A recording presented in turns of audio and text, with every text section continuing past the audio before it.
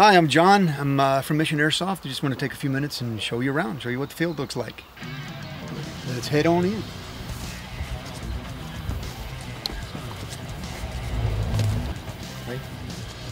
All right, the field starts here. We're entering onto the field right here. We're entering into center field. We actually have about 5 fields. We have south field, center field, north field, and then north of that we have an area that we call the jungle field. And then we have Hauser Station, which is kind of an open field.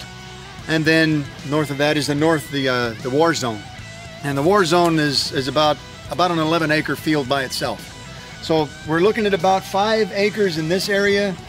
Hauser Station is another 7 acres or so, and then we have 11 acres. It all comes out to right at 20 acres, give or take, depending on where you put the boundaries, how wide you want to go. It's actually 22 acres if you include everything, but about 20 acres of usable space. So let's go on and take a look at center field. It's pretty rustic. We have barricades set up made out of old pallets. We've built some shelters. You can see over there we have what we call Fort Shelby. Dragon's Lair is off that direction. You can actually see our dragon sign. Leads you off to Dragon's Lair. We'll show you Dragon's Lair in a little bit. We're going to head over towards Southfield right now. We got red tape that separates the boundaries between the fields. So we're crossing the boundary from center field into south field right now. This is an area that we call Cactus Castle because of all of the crazy cactus that's there. Most of it's been shot out now, so it's not quite as cactusy as it was when we first started. Very definitely rustic.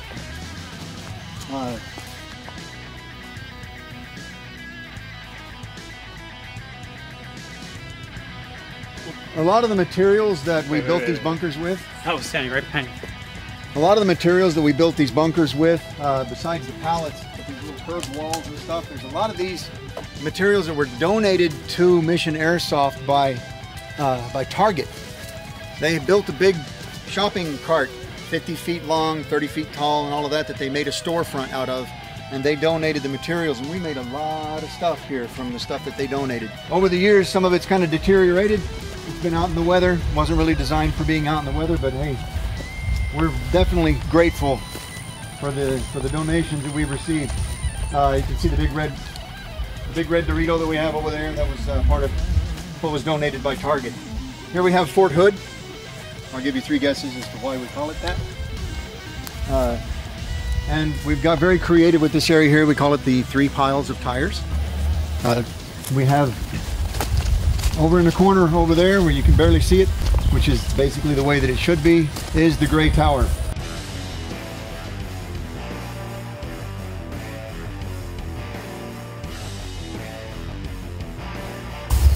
There's the gray tower over there.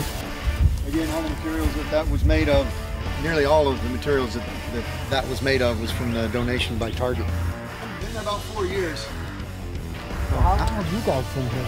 We opened in April of 2012. So this is our 5th year of operation. More Target donations. What was that at Target? It was a big shopping cart. Oh.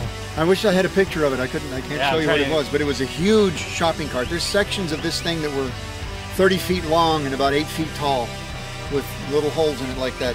So we couldn't get them all out here. We just didn't have any way to get them out here. So we disassembled a lot of the materials and brought the materials out. There's still chunks of that in the parking lot. There's still chunks of that over there. Southfield has got pretty much the thickest of the foliage. I mean, if you look through here, you can barely move through some of these places in here. That thick foliage makes it extremely difficult to be shot in. So you can bury yourself in one of these places and just pick people off as they come by. So you can use it to your advantage. And please, watch out for cactus. There's all kinds of different varieties of cactus. We have Cactus Castle, but we also have this stuff. And it looks very innocuous, but that's nasty. Don't get in there. We tell you about it and try to point out where it is. And we've cleared it out of all of the active areas. We've crossed back into center field, when we crossed the red tape back there, we got back into center field, which is kind of on the other side of it now. More Target donations. We have this box. We use this to play a couple of different games. We'll play King of the Hill, where you've got two teams trying to get their pins in and the other teams out, or we'll play nuclear warfare. Goes in way too much detail to try to explain how that works, but nuclear warfare and King of the Hill is what we use this for, and it'll either be here or it'll be over there. We move it around different places for different games, and just to kind of change up the gameplay a little bit. We also have down the path there is a bucket with an American flag and a black flag, and we'll use buckets like that for games also, for like domination, where you're trying to control a majority of those types of objectives. As long as your team controls more objectives than the other, then your team wins. That's another one of the Target donations. That wall right there and this one here, again, well, they're sure showing their age, but those things were donated by Target, and we use them for hide-behinds. They used to be red. Yeah, it was really hard to get anybody in there. In the summertime, like in the spring and summer, you've got the foliage is really thick, especially around April and May. You've got no visibility in here. It's wonderful, and yet you still have these open areas like this right here, where so your snipers can have fun, and your guys in ghillie suits can just disappear, walk in there and be gone. Wintertime, it clears out quite a bit. All of the thick foliage is gone, and you have a lot better visibility, but there's still plenty of places to hide. And you just change your camo for the wintertime, and you can still disappear out here. A lot of these paths, most of them were previously hog trails, because this was just wooded area. We built this thing out of nothing but a wooded area that had nothing. It had no purpose. It was doing nothing but attracting hogs. And we wanted to do something better, not only for the property, but just for the community, and to be able to bring people in and have something fun to do for the kids in the area. So we just used hog trails and made paths out of the hog trails, cut them up because the hogs are short, so we would get machetes and cut them up a little higher and make a place where we can wander through here. And eventually, the more people came, the fewer the hogs came, and now there's really no issue with hogs. We are now crossing into Northfield. Typically on Northfield, we play attack and defend, because that end of the field down there is extremely defensible. It's really hard to get in behind them. We opened it up a little bit to make it a little easier to be able to flank, but it's still really, really defensible area back here. We've got some forts. We've got a fort back there, and we have the big tree. We just call it the big tree.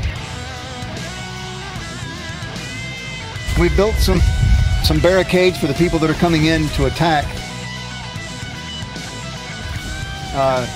Make it a little easier, but it still doesn't help much, because this area is just extremely defensible because of the fence line right there. You just can't get around. You can't get around them that way, and it's really hard to get around them this way. So whoever's dug in back here, you got 30 minutes to get them out.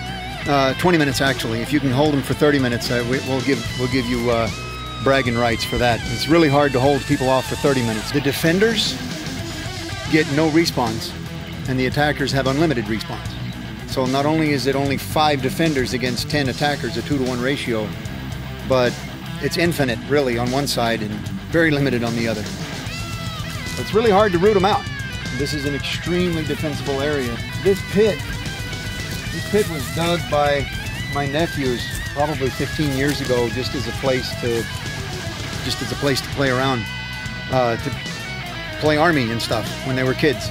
And that area back there is just this big tangle of very old, very, very old grapevines. They do produce. Yeah, they produce. They're Mustang grapes, the wild Mustang grapes. We built some more structures back in here in the jungle field. A little fortress back here for, again, attack and defend. If you can flank them, more power to you. If you're crossing barbed wire, you're not only going out of bounds, but you're trespassing. And they don't play airsoft over there. They skeet shoot. We're exiting the jungle field, and we're heading into what we call Hauser Station. This was an old hay field years ago, and we just put some structures up here. Actually, the structures were brought out by the Texas Terror Challenge for an event, a 39-hour zombie event, and they built these structures and left them here. Wind blew them down. We've had to build them back up, and the wind blows them down. We build them back up, and do the best we can to try to keep them. But we're very grateful to those guys for donating some materials to make what we call Hauser Station here. We run some games out here, like mostly it's going to be attack and defend, again, in this area, or we'll play across the field. We'll play games of King of the Hill or Team Deathmatch, Nuclear Warfare, some of those same games. But it's a totally different area because this is wide open. Except, of course, along the tree line here, which is still in the game. A lot of death happens from people sneaking around in this tree line. So this road used to be the boundary, and we wouldn't let anybody go beyond the road. Anybody going beyond the road was out of bounds. And we decided, what the heck? Let's expand it. Take it to the fence like it is everywhere else. So over to the fence line we go. And that opened up this entire wooded area, which gave us another 2 or 3 acres of gameplay field. And it's a game changer. It really is. It's a game changer because you get guys back in this area, in this thicket, and they can sneak up on you and you'll never know they're there. You got guys hiding behind these barricades and they get shot and they're like, no idea, hey, friendly. They think they're being shot by their own guys. And somebody hiding back in there, so it's kind of fun. We first decided to open up this area.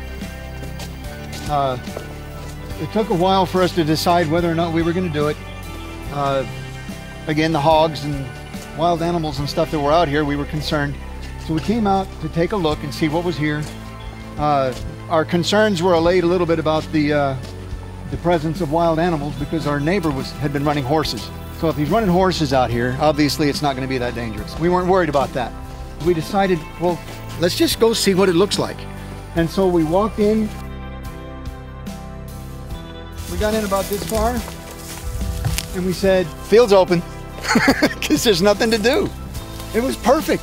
It was perfect just like it was. There was nothing to cut. There was nothing to do except build some barricades and structures, which Ralph Sanchez from Texas Renegades has done amazing work out here. Props to Texas Renegades, because those guys have done some amazing work to get this area built up with some barricades and forts and things that are just phenomenal.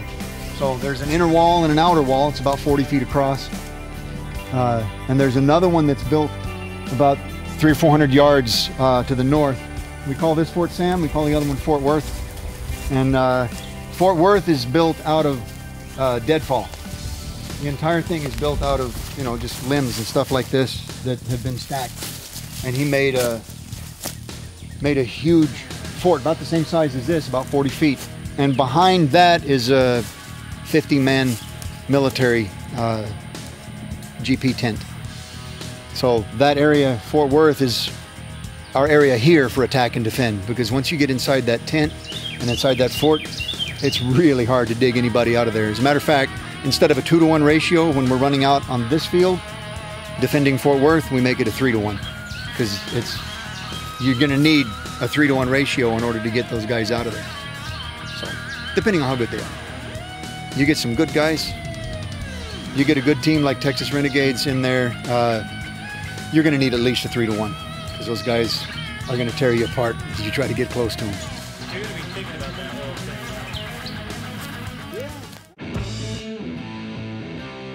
thing. We're open from Wednesday through Friday from noon to 8, every Wednesday through Friday, and we're open every Saturday from 10 to 5. So that's our regular schedule. We also accept reservations if you want to bring 10 or more people out. Do a little 50% down on a prepay, and we'll open up for you any day of the week except Sunday. Never open on Sunday. We also have rental guns. If you want to rent a gun, we have some really nice AEGs. Rent for $30 a day for the full day. Comes with a mag of BBs. Also comes with iPro and Face Pro. We have birthday parties. If you want to do a birthday party, we kind of cater to that. We bring parties out to play on your own or join in with the rest of the crowd. We love to have those parties. Had one last night. Matter of fact, they came on Friday and camped overnight. So it can be kind of fun. We have places where you can camp if you want to come on a Friday night and play. Reserve the field on a Friday night. You can play all the way until dark, and then camp overnight and come in again the next day and play some more. So we'll do some special events like that, and we'll make it. The prices are reasonable. So hope you enjoy coming out here and enjoying Mission Airsoft.